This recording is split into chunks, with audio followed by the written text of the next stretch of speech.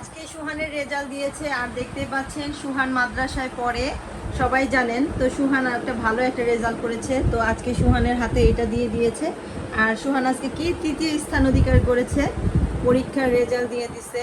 আর সবাই সুহানের জন্য দোয়া করবেন। মাশাআল্লাহ সুহান অনেকটা ভালো রেজাল্ট করছে। আর আমরা চাই যে সুহান বড় হয়ে ভালো একটা আলেম হবে, তো এটাই আমাদের আসলে চাওয়া। তো সবাই সুহানের জন্য দোয়া করবেন। আর এই মাত্র সুহান আসছে। সুহান বলো তো বাবা, তোমার ফিলিংসটা কি, তোমার অনুভূতিটা কি? আমি ভাবছিলাম আমি 5 হব, কিন্তু আমি তৃতীয় হয়ে গেলাম। ও ভাবছিল 5 মানে রুল হবে 5, কিন্তু সুহান তৃতীয় হয়েছে, মানে এটা ও আশাই করে নাই যেটা ও পাইছে। তো সবাই সুহানের জন্য দোয়া করবেন। আর সুহানের রেজাল্ট কার্ডটা এখন আমরা বের করব। তো সুহান খুলো তো বাবা তোমার রেজাল্ট কার্ডটা।